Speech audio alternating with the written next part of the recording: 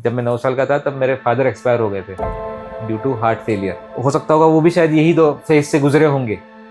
And immediately मुझे वो strike हुआ कि बॉस मेरे भी बच्चे हैं और मैं आज वो स्टेज पे हूँ शायद, अगर मैं अभी टेक केयर नहीं करूँ अपने आप का तो हो सकता है मेरे बच्चों को भी वो फेस करना पड़े जो मैंने फेस किया है। उसका रीज़न यानी इंसुलिन रेजिस्टेंस क्यों होता है? Because you are always in high insulin elevated zone में हो आप। जब मैं डॉक्टर के पास गया तो ऐसा माहौल बना दिया था उन्होंने कि बॉस क्या ही हो गया तुम्हारे साथ, एंड अगर तुम नहीं लोगे तो फिर तो ख़त्म। जब तक आपकी बॉडी आपको यानी रुखा ना दे तब तक आप उसको टेकन फॉर ग्रांटेड लेते ही लेते। तो ये इंसुलिन रेजिस्टेंस को लेके हमने पूरी कंपनी एक मिशन फॉर्म किया कि let's try to make India a less insulin resistant country. वो टाइम पे तो ऐसा कुछ भी दिमाग में नहीं था कि ये बिजनेस रहेगा।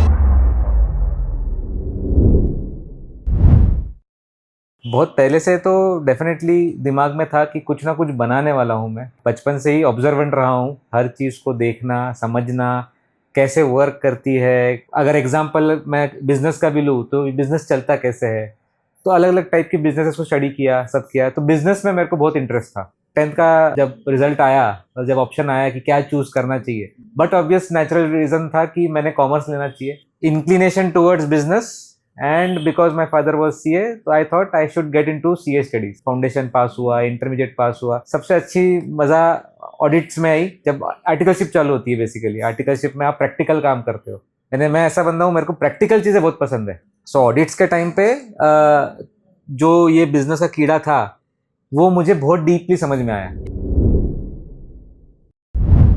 मैंने घर में देखा है, मेरे चाचा है, is a very successful businessman. I am a very ambitious person. अगर लिमिटेशन कुछ नहीं है तो क्या कर सकते हो आप? मेरे को लाइफ में कुछ बनना है तो definitely it has to be something which I should own. 2009 में आर्टिकलशिप के लिए बॉम्बे था मैं, 7 से 9। वो टाइम पे काफी क्लाइंट्स के मैंने ऑडिट किए, काफी बिजनेसेस समझा। फाइनल में ग्रुप भी निकला मेरा, MICS बोल के सब्जेक्ट था, वो सब्जेक्ट निकलता ही नहीं था। एक कोई डेस्परेशन भी आ गया था क्योंकि एक जो अंदर कीड़ा था कि अब कुछ करना है भाई, अब कुछ करना है, अब टाइम जा रहा है, टाइम वेस्ट हो रहा है। वो डेस्परेशन से I started my own thing. I took a break from CA की प्रैक्टिस मैंने देख चुका था कि प्रैक्टिस में कुछ रखा नहीं है। अब आप पढ़ रहे हो, सब चीजें कर रहे हो, और I am a first principle thinker. मेरे को जब तक तह तक नहीं जाता तब तक मेरे को चैन नहीं पड़ता। वो क्या है, क्यों है, कैसे हो रहा, वो सब होना चाहिए। मैं अगर पास हो गया तो ही मेरा कुछ होगा, अगर फेल हो गया तो आई एम अ फेलियर। वो कोई लेना देना नहीं था। बट ये जरूर था कि यार वो MICS क्यों नहीं निकल रहा। यानी मैंने अगर 4 अटेम्प्ट दिए होंगे तो चारों अटेम्प्ट में 4 अलग स्ट्रेटेजी यूज की है MICS के लिए कि अच्छा ये वो। But I could not crack the code कि क्यों नहीं होता था। यानी क्वेश्चन कुछ और था, आंसर कुछ और था, क्योंकि तब तक क्लियर नहीं था कि बिजनेस कौन सा करना है। बिजनेस करना ही ये क्लियर था, और ये भी क्लियर था कि कोई भी मैं ट्रेडिशनल बिजनेस नहीं करूंगा। यानी ऐसे बिजनेस नहीं करूंगा कि जो ऑलरेडी लोग करते आए हैं। बहुत ऑप्शंस होंगे बिजनेस के जो ऑलरेडी लोग कर रहे होंगे, कमा रहे होंगे, वो ना चुनते हुए मैंने क्यों अलग कुछ चुना। एक चीज ऑलरेडी अगर सॉल्व्ड है उसमें फिर वो ग्रोथ नहीं मिलती, वो आपको नाम और शोहरत नहीं मिलेगा, उसमें आपको ग्रोथ नहीं मिलेगी, और वो आपका खुद का नहीं है। वही एक चीज थी कि यार मेरे को कुछ सॉल्व करना है। मेरे को वो एक वाइट गैप देखना था कि ये मार्केट में एक बहुत बड़ा गैप है, इसको कोई सॉल्व नहीं कर रहा। मेरे को वो सॉल्व करना था। तो जैसे मैं बताया कि मेरे को ट्रेडिशनल बिजनेसेस नहीं करने, इसका मतलब वही है कि ट्रेडिशनल बिजनेस का मतलब ये है कि किसी ने कुछ चीज सॉल्व कर दी है और लोग अब उसको रेप्लिकेट कर रहे हैं। रेप्लिकेशन बिजनेस में आप टर्नओवर कर सकते हो, आप ब्रांड नहीं बना सकते। ये चीज आज 10 स्टेप में हो रही है, यार ये गैप है, ये 6 स्टेप में भी हो सकती है या 5 स्टेप में भी हो सकती है, किसी ने सोचा नहीं। You need to be observant, आपको देखना होगा कि कहाँ गैप है। जैसे मैं ऑडिट्स भी करता था, फॉर एग्जांपल उसने कोई रॉ मटेरियल लिया, एक्स आदमी से लिया। अब वो एक्स आदमी अगर, और ये जितना क्वांटिटी ले रहा है वही अगर वो क्वांटिटी डायरेक्ट कोई सप्लायर से ले सकता है या डायरेक्ट मैन्युफैक्चरर से ले सकता है ना बीच वाले से, तो कितना फर्क पड़ेगा वर्सेस कि इसका इतना क्वांटिटी है, ये खुद क्यों नहीं बना रहा। सो बैकवर्ड इंटीग्रेशन, फॉरवर्ड इंटीग्रेशन, इसको सब जो बोलते हैं, ये सब चीजें सीखी। और बेसिकली ये जब आप जब एंड टू एंड समझते हो कोई बिजनेस के चैनल को, ये बनने से लेके ये बिकने तक के क्या क्या स्टेप्स होते हैं, वो जब तक आपको एंड टू एंड नहीं समझेंगे तब तक आपको नहीं समझेगा कि मेरे को गैप कहाँ ढूंढना है। यानी एक किराने की दुकान में आप सामान बेच रहे हो, ये एक सबसे सिंपल बिजनेस हो गया जो आज करोड़ों लोग कर रहे हैं हिंदुस्तान में। इसमें कुछ नहीं, आपको मटेरियल लेना है, कस्टमर को देना है, इसमें आप कोई दिमाग नहीं लगा रहे। वर्सेस अगर मैं वही बोलूँ कि वो किराने वाले को अब वो देख रहा है कि मेरे पास इतना इतना वॉल्यूम है, इतना कस्टमर आ रहा है, मैं उसको क्या वैल्यू ऐड करूँ, क्यों मेरे पास जो वो आ रहा है और मेरे बाजू वाले के पास, मैं 2 किराने वाले आजू बाजू बैठे हैं, वो मेरे पास क्यों आए, उसके पास क्यों ना जाए, मैं ऐसा क्या वैल्यू ऐड करूँ। जब आप ये नहीं सोचते कि मैं वैल्यू ऐड क्या करूँ, तब तक आप उसमें बिल्ड नहीं कर सकते। सो एक किराना वाला मॉडर्न ट्रेड बन सकता है, एक मॉडर्न ट्रेड फिर चेन बन सकता है, और चेन वाला फिर then it can become a Walmart. Product तो कोई भी बेच सकता है, मैंने ऐसा नहीं कि आज मैंने कोई बहुत अलग बना दिए होंगे या कुछ कर दिए होंगे। और यही जो वाइट गैप था, ये लॉजिस्टिक्स में हमने देखा। जब 2012 में मैंने सोचा, मैं और मेरा पार्टनर नयन, हम डिस्कस कर रहे थे। नयन ऑलरेडी सीए बन गया था, कोई कंपनी में काम कर रहा था, वहाँ पे कुछ तो उसकी ऑपरेशंस की बसड़ चल रही थी। तो हम डिस्कस कर रहे थे, क्योंकि वो टाइम पे हम करते थे कि यार करना है, और आर्टिकलशिप में मैं और नयन काफ़ी समय साथ में थे। हमने प्लान्स बनाए थे कि हम बिजनेस करेंगे, ये करेंगे, वो करेंगे। तो ऐसे ही उसके डिस्कशन में आया, तो तब मुझे समझ में आया कि यार लॉजिस्टिक्स एक ऐसी चीज़ है जो अनऑर्गेनाइज्ड है। उसका कोई भी, यानी आज अगर 100 कंपनी है तो 100 कंपनी 100 अलग तरीके से काम कर रही है, कोई भी स्टैंडर्ड तरीका किसी का भी नहीं है। तो उसको स्टैंडर्ड कैसे किया जाए, एक दूसरा वही टाइम पे ई कॉमर्स आ रहा था इंडिया में, जस्ट अमेजोन लॉन्च हुआ था, फ्लिपकार्ट थोड़ा बहुत फंड मिल गए थे, ई कॉमर्स बूम हो रहा था। और सबसे बड़ी प्रॉब्लम थी ई कॉमर्स में लॉजिस्टिक्स। ई कॉमर्स जो था वो मेट्रो सिटीज में बढ़ रहा था, क्योंकि वहां पे ऑलरेडी कुरियर कंपनीज का नेटवर्क और वो सब चीजें सॉल्व थी।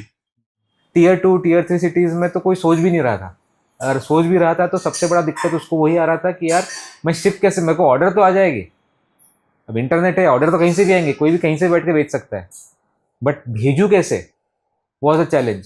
तो वो पूरा नेटवर्क जो है, वो पूरा ऑफलाइन नेटवर्क को हमने पूरा ऑनलाइन बनाया, एक पूरा सिस्टम क्रिएट किया जहाँ पे कुरियर कंपनीज को भी इंटीग्रेट किया, सेलर्स को भी इंटीग्रेट किया, ताकि यहाँ के जो ऑर्डर्स आ रहे हैं ये कुरियर कंपनीज को हम भेज सके। कुरियर कंपनीज को फिर हमने उनके साथ बैठ के पूरे ऑपरेशन सेट किए ताकि वो डोर टू डोर पिकअप कर सके। ऐसा नहीं कि आपको जाके कहीं देना है, आपके घर से पिकअप होगा या आपके वेयरहाउस से पिकअप होगा और आपके कस्टमर के घर तक डिलीवर होगा। ये पूरा हमने बनाया। ये 2012 में ये चैनल्स नहीं थे, ऐसे काफी सारी कुरियर कंपनीज है हमारे वजह से जिन्होंने अपने सिस्टम्स बनाए, एपीआईज बनाए, ये प्रोसेसेस बनाए कि हाँ ये करना है। एंड 2012 से 2017 तक we were the only company who was into this space. हमने काफी वो टाइम के अच्छे बड़े नामी लोगों के साथ काम किया। 17 के बाद तो डेफिनेटली बहुत सारे लोग आए, बिकॉज सबको दिखा इसमें वैल्यू है। फिर फंडिंग का, हाँ, फिर वो टाइम 17-18 से तो क्या फंडिंग मार्केट भी बूम हो गया था। तो वो टाइम पे तो चाहिए था कि कौन सा नीश मार्केट है पकड़ो। अच्छा, हम लोग गुजराती मारवाड़ी, हमको वो सब फंडिंग वगैरह नहीं समझ में आ रही थी। We were earning good money, we were giving good value, good service. Our company was known for customer care, कि यहाँ पे अगर इनके साथ आप जुड़ गए, भले ही हम महंगे रहते थे सबसे, आज यानी आप कोई दूसरे कंपनी से सर्विस लो तो 10 रुपए की मिलेगी, हमसे लो तो 15 की मिलेगी, बट हमारे 15 में जो डिलीवरी रेशियो आता था वो उनके 10 में नहीं आता था। तो 2012 से लेके 2025 तक शिपयारी हमने बिल्ड किया। 2024 तो अभी रनिंग बिजनेस है या फिर अभी भी रनिंग है, बट उसमें अभी वो शिपयारी को श्री मारुति कुरियर्स ने टेक ओवर किया, उन्होंने एक्वायर किया है। Now they are running the show. तो शिपयारी को हमने 100 करोड़ से भी ऊपर की कंपनी बनाई, जिसमें 35,000 से ज्यादा clients. We were the only company जो 40+ सिटीज में same day next day delivery का नेटवर्क था। टेक्नोलॉजी वाइज बोलो, सर्विस वाइज बोलो, काफी सारी सर्विसेज हमने या काफी सारे फीचर्स हमने ऐसे निकाले थे जो इंडस्ट्री फर्स्ट थे। जैसे सीओडी एक बहुत बड़ा चैलेंज था ई कॉमर्स में, कि कैश ऑन डिलीवरी हो जाती थी, 8-10 दिन 15 दिन के बाद पैसे मिलते थे। So we were the first company जिन्होंने बोला कि आज डिलीवरी कल पैसा।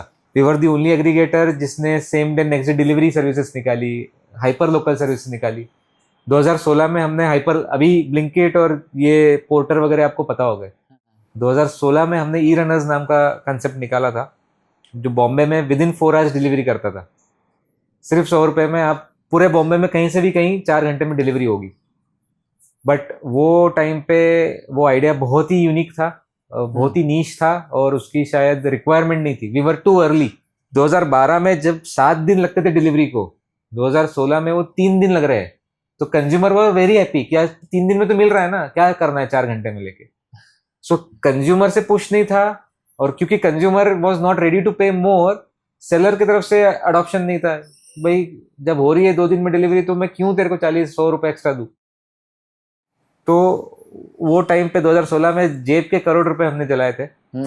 पूरा सेटअप में 80 से 90 लोग थे हमारे अंदर में, पूरे राइडर्स हमने बनाए थे, सब किया था।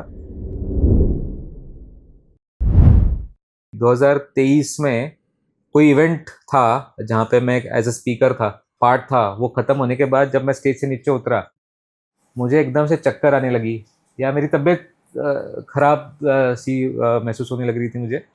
तो मैंने उसके चलते टेस्ट कराया। टेस्ट में कराया तो वो टाइम पे मालूम पड़ा कि यार HB यानी आई एम डायबिटिक, यानी इसके पहले डायबिटीज़ ऐसा ये शब्द मेरे पूरे फैमिली में नहीं था। ठीक है, मेरे फैमिली में हार्ट रिलेटेड डिजीजेस बहुत है, तो हार्ट प्रॉब्लम है, हार्ट की हेरिडिटरी है, हमारे हार्ट डिजीज हेरिडिटरी है, तो हार्ट रिलेटेड चीज़ें पता थी मुझे। डायबिटीज़ हो गया, जो HbA1c बोलते हैं, जो उसका पैरामीटर होता है, 3 मंथ ग्लूकोज एवरेज रहता है वो, तो वो नॉर्मली आपका 5.4 के नीचे रहना चाहिए, 5.7 के नीचे रहना चाहिए, तो यू आर नॉन डायबिटिक। 5.7 से 6 point something you are pre diabetic, and then उसके ऊपर यू आर डायबिटिक। मेरा 8.4 था, यानी I was significantly diabetic. Plus फिर मैंने इंसुलिन टेस्ट कराया। Normally for a metabolically fit person आपका फास्टिंग इंसुलिन 5 से नीचे रहना चाहिए, तो आप मेटाबॉलिकली फिट हो, आपकी बॉडी के फंक्शन सब सही चल रहे हैं, आप जितना आप खा रहे हो उतना एनर्जी आपके सेल्स को प्रॉपरली मिल रहा है, आपके बॉडी के फंक्शन सब सही चल रहे हैं, वो सब है, तो आपका वो 5 से नीचे रहना चाहिए था। मेरा 35 से ऊपर था। मेरा बॉडी में इंसुलिन लेवल इतना हाई था कि मैं कुछ भी खा रहा हूँ, उसको बॉडी सेल्स को उसकी एनर्जी मिलने के लिए जहाँ 1 यूनिट ऑफ इंसुलिन लगना होना चाहिए एग्जाम्पल, वहाँ शायद 7-8 यूनिट लग रहे हो, 5-7 टाइम्स ज़्यादा था। तो ये सारे पैरामीटर्स जो है वो सब मेरे हेवायर थे। डॉक्टर ने बोला था अभी आपको मेडिसिन चालू करनी पड़ेगी, you'll have to definitely change your lifestyle, medication start करनी पड़ेगी, और नहीं करोगे तो there could be lot of other impact as well on your health. यानी वो टाइम पे मुझे, जब मैं 9 साल का था तब का एपिसोड याद आया। बेसिकली जब मैं 9 साल का था तब मेरे फादर एक्सपायर हो गए थे ड्यू टू हार्ट फेलियर। हो सकता होगा मे बी शायद वो टाइम पे इतनी अवेयरनेस नहीं हो या कुछ ना हो सकता होगा वो भी शायद यही 2 फेज से गुजरे होंगे। एंड इमीडिएटली मुझे वो स्ट्राइक हुआ कि बॉस मेरे भी बच्चे हैं, और मैं आज वो स्टेज पे हूँ शायद, अगर मैं अभी टेक केयर नहीं करूँ अपने आप का, तो हो सकता है मेरे बच्चों को भी वो फेस करना पड़े जो मैंने फेस किया है। सो आई थॉट कि नहीं, I need to do something about it, and this is high time कि अब मैंने अपने लिए कुछ करना चाहिए। ठीक है, अभी 10-12 साल से बिजनेस पे लगे हैं, भाग रहे हैं, ग्रो कर रहे हैं, बढ़ रहे हैं। दिस इज नॉट फॉर एक बिजनेस के लिए, this is not for business. Okay, यानी वो टाइम पे तो ऐसा कुछ भी दिमाग में नहीं था कि ये बिजनेस रहेगा। वो टाइम पे तो दिस वाज माय सर्वाइवल। ये क्लियर था कि मुझे ये सब नॉन ट्रेडिशनल बिजनेस नहीं करने हैं। वैसे ही मुझे ये टाइम पे भी क्लियर था कि मुझे मेडिकेशंस नहीं करने हैं। I don't want to be dependent on medications. यानी मेरे लिए तो बहुत सिंपल था। डॉक्टर ने बोला भैया ये 2 गोली है, ये चालू करो, 6 महीने में ये फर्क पड़ जाएगा, ये हो जाएगा, और फिर अपन देखते हैं करते हैं। बट मुझे पता है कि एक बार टैबलेट चालू होती है तो वो बंद नहीं होती, because the way are medical systems are design, वो सिम्टम्स को ट्रीट करते हैं या दबा देते हैं, वो क्योर नहीं करते। जब मैं डॉक्टर के पास गया तो ऐसा माहौल बना दिया था उन्होंने कि बॉस क्या ही हो गया तुम्हारे साथ, एंड अगर तुम नहीं लोगे तो फिर तो खत्म, ऐसा। मैं बोला ठीक है भाई, यानी वो पैनिक सिचुएशन में क्या करेगा आदमी, मैंने तो ले ली। और बिकॉज दीदी भी डॉक्टर है, वो भी साथ में थी, तो अब उसने बोल दिया कि एक बार शुरू करना ही है अपने को, तो मैंने शुरू कर दी थी। But then coming back to home I started researching कि ये जो भी बढ़ा है, HbA1c बढ़ा है, लिपिड बढ़ा है, ये जो भी पैरामीटर्स ऊपर नीचे हुए, इन सब का पहले मतलब समझा कि ये होते क्या है, क्या टेस्ट कर रहे हैं, क्यों टेस्ट कर रहे हैं, और अगर कर रहे हैं तो ये बॉडी में क्यों हो रहे हैं, किस वजह से हो रहे हैं। फिर उसके बेसिस पे कुछ कंसल्टेंट से बात की, कुछ गाइडेंस लिया, और इतनी चीज समझ में आई कि definitely you need to change your lifestyle. 2023 तक ना मैंने कभी जिम किया, ना मैं कभी वॉकिंग वगैरह करता हूँ। साल में एक आध दो बार क्रिकेट खेल लिया बच्चों के साथ, अभी स्विमिंग समर्स में लगा लिया तो कभी लगा लिया। नथिंग वॉज वेरी कंसिस्टेंट, कर लिया, नहीं करा। वो टाइम पे मुझे समझा कि यार अपन लाइफ में कितनी चीज़ों को टेकन फॉर ग्रांटेड लेते हैं, एंड हेल्थ तो सबसे ज़्यादा। जब तक आपकी बॉडी आपको यानी रुखा ना दे, तब तक आप उसको टेकन फॉर ग्रांटेड लेते ही लेते हो। So that was the moment कि मैं उसके लिए कुछ करूं, या I take it for granted and I do my work whatever I was doing. कोई भी आदमी अगर कोई हेल्थ के लिए कब सोचता है, इधर उसको कोई इलनेस हो गई है और उसको कुछ फियर है कि ये नहीं करूंगा तो हो जाएगा। ये दो चीज को छोड़ के बाकी आप मेरे को बताओ कि आप क्यों सोचोगे। वर्सेस अगर आपको बताया जाए कि आप ये सोचो, तो आपको ये दो चीजें सोचने का जरूरत ही नहीं है। तो ये this I have learned in a very hard way, and 2 साल लगे मुझे। डेफिनेटली 107 किलो 108 किलो का था मैं। 2 साल में मैंने 30 किलो कम किए। जो भी मेरे पैरामीटर्स थे, जो HbA1c 8.4 वगैरह हुआ था, वो आज मेरा 5.2 है। We were a tech company, तो मेरा काम पूरा सिस्टम पे हो रहा है, या क्लाइंट के साथ मीटिंग करने में हो रहा है, या वेंडर्स के साथ मीटिंग करने में हो रहा है, या तो मैं ट्रैवल कर रहा हूँ बहुत। तो इधर आई एम ट्रैवलिंग, तो ट्रैवलिंग के टाइम पे तेरे कोई उसमें ये नहीं है, जो आ रहा है वो खाओ। कभी लंच हो रहा है, नहीं हो रहा है, 3 बार खा रहे हैं वगैरह। Thanks to this food delivery apps, हर 2-3 घंटे में वो शेड्यूल रहते थे कि अब ये आ गया, ये नया रेस्टोरेंट खुला है, इसका ये अच्छा, उसका वो अच्छा। मैंने देखा है इंसुलिन रेजिस्टेंस क्यों होता है, because you are always in high insulin elevated zone में हो। आप जब खाना खाते हो, खाना खा रहे हो, तो बेसिकली कार्बोहाइड्रेट्स, स्टार्च वगैरह जो है वो ग्लूकोज बनता है, या आप शुगर खा रहे हो, वो ग्लूकोज अंदर जाता है, उसको अब्जॉर्ब करने के लिए इंसुलिन आता है। इंसुलिन उसको कम कर देगा, बट इंसुलिन फिर भी रहेगा आपके बॉडी में। एक बार इंसुलिन सिक्रीट हुआ तो 4 घंटे आपके बॉडी में रहता है। तो अगर आप सुबह 8 बजे खाना खा रहे हो, राइट, आपने सुबह 8 बजे नाश्ता किया, तो वो नाश्ते का इंसुलिन आपके बॉडी में 12 बजे तक है। बट आप क्या करते हो, सुबह उठते हो, उठते बरोबर आप ब्रश वश किया तो आपको चाय चाहिए। चाय बिना शुगर के तो जाती नहीं है, उसमें 2 चम्मच चीनी डाली। सिर्फ चाय तो क्या ही लेंगे, उसके साथ आप लेंगे कुछ खारा लेंगे, या कुछ बिस्किट लेंगे, या कुछ लेंगे, 2 तो चाहिए ही। रात भर आप नींद में उपासी थे, तो आपको कुछ एनर्जी के लिए चाहिए, तो आप वो खा रहे हो। आप गए ऑफिस, 8 बजे आपने चाय दूध पिया, आप ऑफिस गए, 10 बजे आपने नाश्ता किया। 10 बजे नाश्ता हुआ नहीं कि 12:30-1 बजे आपने लंच किया। 1 बजे लंच हुआ नहीं कि आपने 4 बजे वापस चाय पी। चाय हुई नहीं, आप 6 बजे 6:30 बजे ऑफिस से निकले तो कुछ वड़ा पाव खा लिया, कुछ तो खा लिया, वो खाया। घर पे आए आप 8-8:30 बजे, आपने वापस खाना खाया, सब हुआ। अब क्या, रात में 10-10:30 बजे यार कुछ तो मीठा तो चाहिए ही, आइसक्रीम खा ली, या जूस पी लिया, या कुछ खा लिया। बहुत लोगों की तो आदत है कि रात में सोने से पहले भी चाय पीते, राइट, तो वो कर लिया और फिर सो गए।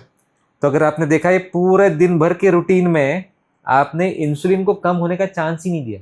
और जब भी आपके बॉडी में इंसुलिन रहता है, एक लेवल से ऊपर रहता है, आपकी बॉडी फैट बर्न करती नहीं है। आपकी बॉडी को सिर्फ चाहिए कार्ब्स, ग्लूकोज चाहिए उसको। तो वो थोड़ा बहुत भी नीचे आएगा तो आपकी बॉडी को लगेगा अरे एनर्जी नहीं है, खाओ। फिर खाया, फिर कार्ब्स गया, ग्लूकोज गया, फिर थोड़ी एनर्जी आई, फिर 2 घंटे के बाद वापस क्रैश।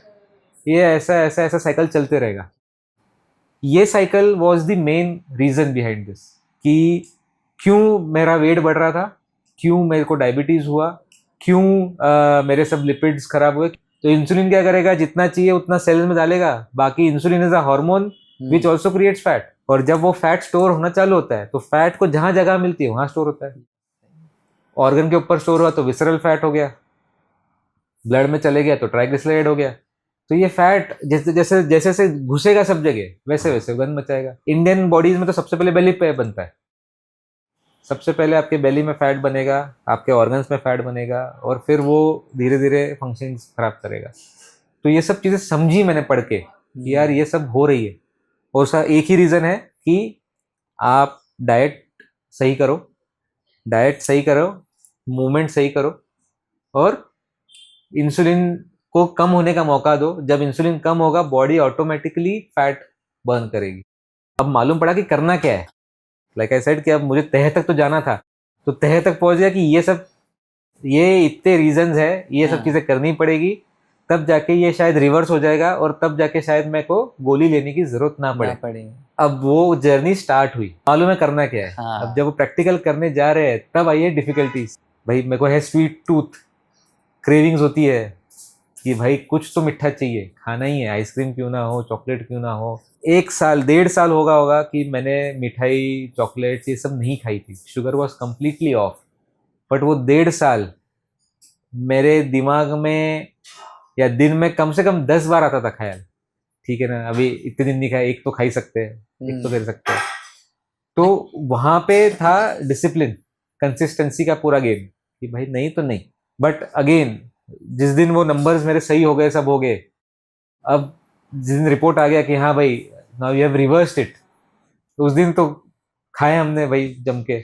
उस दिन मेरे को रियलाइज हुआ कि यार 1.5 साल मैंने इसके लिए मेहनत की, 1.5 साल मैंने मेरे पूरे लाइफस्टाइल को चेंज किया, फूड हैबिट्स चेंज की, मैंने सीक्वेंसिंग किया, मैक्रोस समझा, प्रोटीन क्या रहता, कार्ब्स क्या रहता, फैट क्या रहता, बॉडी के फंक्शनिंग को समझा, हार्मोन समझा, और अब वो सब हो गया। अब वापस मैं इसमें जाऊँ तो वापस तो मैं ये रास्ते पे नहीं जा सकता। बट अब मेरे को स्वीट टूथ भी मेरा सेटिस्फाई करना है। तब मैंने रिसर्च स्टार्ट की कि ऐसी कुछ तो चीज़ होनी चाहिए जो मेरे बॉडी को नुकसान भी ना पहुंचाए, और मेरा जो स्वीट टूथ है उसको भी सेटिस्फाई करे। वो टाइम तक भी दिमाग में कोई बिजनेस का प्लान नहीं था। इट वाज जस्ट कि ऐसा कुछ है क्या। मुझे मिला कि हाँ एलुलोज है, मॉन्क फ्रूट है, एरिथ्रिटॉल है। मैंने स्टीविया ट्राई किया।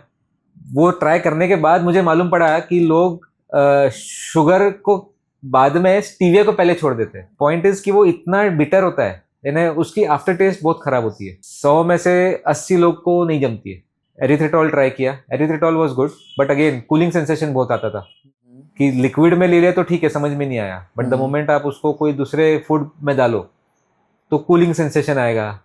ज़्यादा खा लिए तो पेट खराब होने का ये होता है। प्लस फिर उसके स्टडीज भी आए कि जिसमें WHO ने वार्निंग दी कि यार एरिथ्रिटॉल जो है वो ब्लॉकेजेस को बढ़ावा देता है। मैं बोला boss, although it is 0 calorie और सस्ता भी है, ठीक भी है, अपना काम तो चल रहा है। तो आपने लिया वो? मैंने लिया। हाँ। और इनफैक्ट मेरा प्लान भी वो था कि मैं उसी को लेके प्रोडक्ट बनाऊं। ड्यूरिंग द रिसर्च जब मुझे समझा कि शुगर अल्टरनेटिव्स अवेलेबल है, क्या डिमांड है या कैसे लोग इसको कंज्यूम करते हैं, और कंज्यूम करने के बाद इनको क्या तकलीफें होती है, तब मेरा बिजनेस माइंड चमका।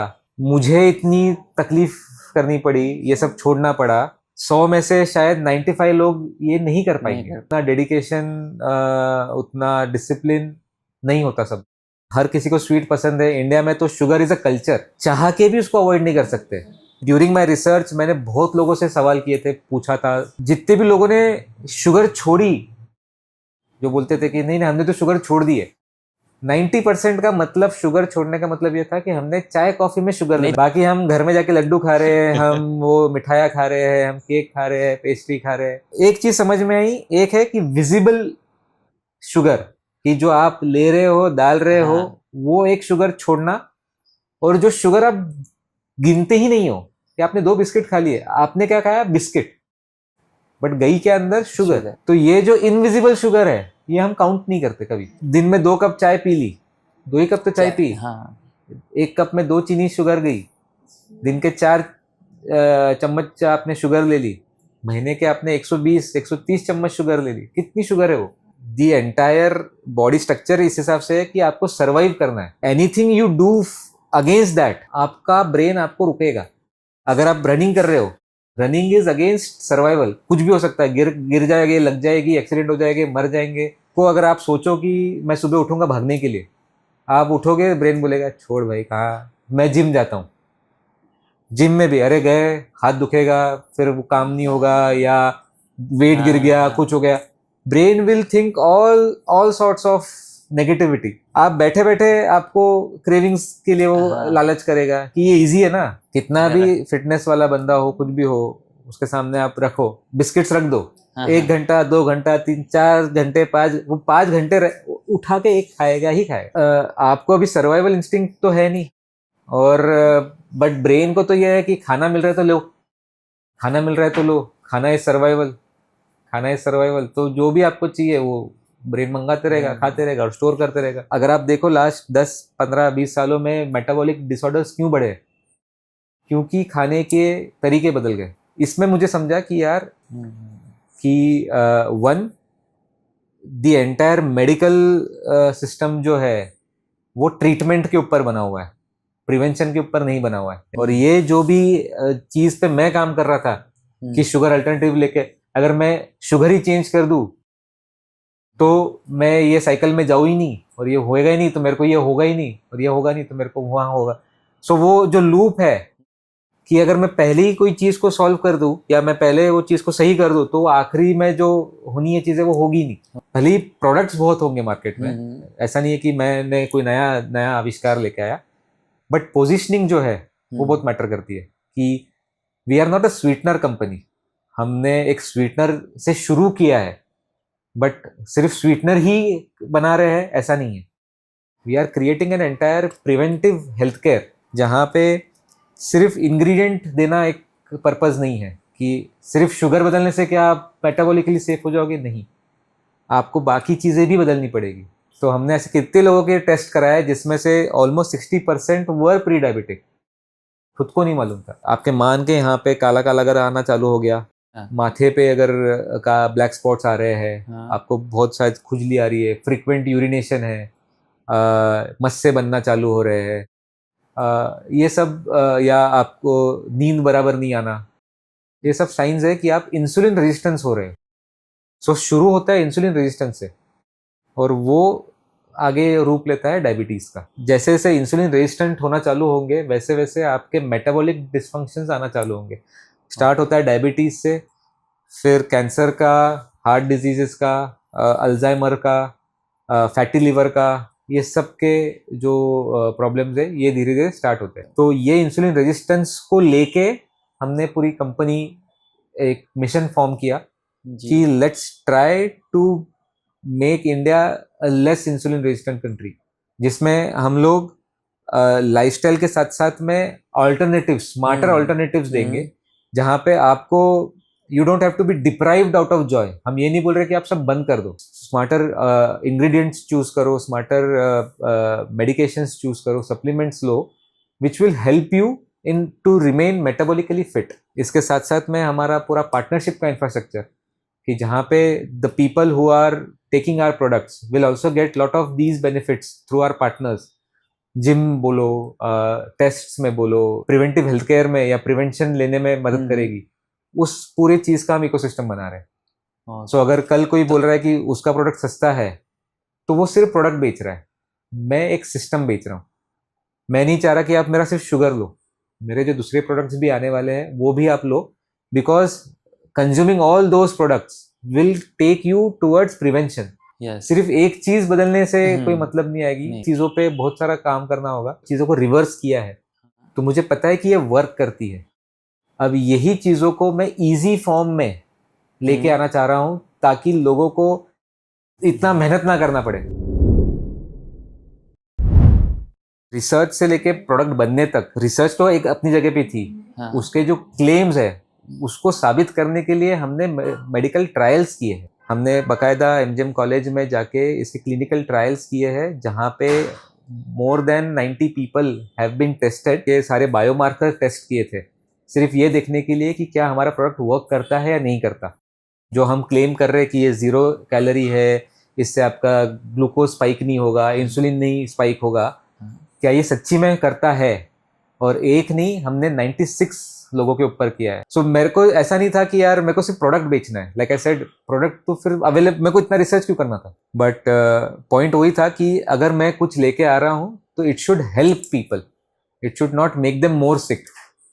इसलिए हमारे इसमें ऐसे कोई भी मॉलिक्यूल्स, ऐसा कोई भी इंग्रेडिएंट नहीं है जो उनको और बीमार बनाएगा।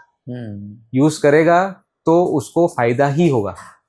And with respect to the quality, जहाँ से हम सोर्स करते हैं, जिससे हम सोर्स करते हैं, उसकी क्वालिटी चेक होती है, उसको 3 बार अलग अलग लैब्स में टेस्ट किया जाता है। तो हमारा प्री प्रोडक्शन टेस्ट होता है, पोस्ट प्रोडक्शन टेस्ट होता है, जहाँ पे हम इंश्योर करते हैं कि ये प्रोडक्ट क्वालिटी उतनी मेंटेन रहे। अगर मैं बोलूँ मेरा टारगेट ऑडियंस तो हर वो शख्स है जो शुगर खाता है। सो मेरा कंपटीशन तो शुगर से है। We want to be the next sugar. आज के डेट में मेरे प्रोडक्ट को मोर देन 3000 लोगों ने यूज़ किया है। मोर देन 30% लोग उसको रिपीट में बाय कर रहे हैं। लोगों का फीडबैक यही आता है कि सर टेस्ट अच्छा है, टेस्ट में कोई अल्टरेशन नहीं है। It helps us basically to remain away from sugar. सबसे बड़ी दिक्कत वही होती है आज के डेट में कि यानी शुगर अल्टरनेटिव्स के साथ, कि वो आपके खाने की टेस्ट को अल्टर कर देता है। आपको अगर चाय एक टेस्ट की भाती है, अगर कल उसमें आप कोई दूसरा चीज़ डाल दो, द मोमेंट आप शुगर छोड़ा, आपने पत्ती चेंज कर दी, तो आपको आपकी टेस्ट चेंज हो जाती। आप सीधा बोलते भाई ये चाय नहीं चाहिए, मेरे को मेरी वाली ला के दे।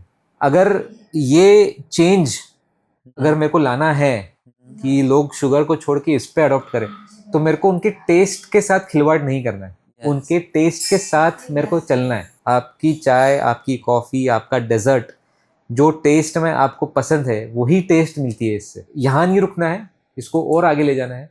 सो सिर्फ शुगर नहीं है, हमारा कार्ब मैनेजमेंट है, स्लीप मैनेजमेंट है, मेटाबॉलिक वेट मैनेजमेंट प्रोटोकॉल्स है, बहुत सारे प्रोडक्ट्स है जो इन फ्यूचर आएंगे। और हर एक प्रोडक्ट का पर्पज़ ही वो रहेगा कि आपको प्रिवेंशन के ओर पे लेके जाए। मेजॉरिटी तो मेट्रो सिटीज़ में है क्योंकि अवेयरनेस सबसे ज़्यादा वहाँ है, but product is from Chhatrapati Sambhaji Nagar. तो सबसे बड़ा मेरा audience base is Chhatrapati Sambhaji Nagar. बहुत सारे डॉक्टर्स, डायबिटोलॉजिस्ट, एंडोक्राइनोलॉजिस्ट इसको प्रिस्क्राइब करते हैं। काफ़ी सारे पेशेंट्स यहाँ पे हैं जो इसको ले रहे हैं। इसके अलावा अमेज़ॉन, फ्लिपकार्ट, अपनी zerosugar.com पे अवेलेबल है, अपोलो फार्मेसी में अवेलेबल है। There are lot of bakeries who have started using this and they are creating a new category altogether, which we are calling it as metabolic desserts. ये हमारा खुद का concept है जिसमें हम काफ़ी सारे प्रीमियम बेकरीज को ऑनबोर्ड कर रहे हैं, जहाँ पे वो एक पूरी नई कैटेगरी डिफाइन कर रहे हैं अपने मेन्यू में कि जहाँ पे आपको same product, same taste, but metabolically safe. अगर एक कटोरी रबड़ी है, अगर उसमें 200 कैलोरी है, तो सेम रबड़ी हमारे इसमें बना रहे हैं तो जिसमें 80 कैलोरी है। तो जो भी बेकरीज के साथ हम एसोसिएट हो रहे हैं, हम उनको पूरा ट्रेनिंग देते हैं, टेक्नोलॉजिकल डॉक्यूमेंट्स देते हैं, उनको बताते हैं कैसे यूज़ करना, क्या यूज़ करना, कौन से इंग्रेडिएंट्स यूज़ करना चाहिए, कौन से इंग्रेडिएंट्स को आपने रिप्लेस करना चाहिए to give them more better taste. Even if you are dietitian, nutritionist, coach, fitness coach, और थ्रू एनी मीडियम आप अगर प्रिवेंशन और प्रिवेंटिव हेल्थ केयर को प्रमोट कर रहे हो, तो डेफिनेटली रीबा का मिशन है इसको प्रमोट करने का, ये पूरे इकोसिस्टम को बड़ा करने का। तो we are open for all kind of partnerships, including any kind of events wherein we can reach to thousands of people all together. You can come up with any all sort of your plans कि किस हिसाब से हम लोग इसमें जुड़ सकते हैं। And I assure you, as a company, we will always be standing with you.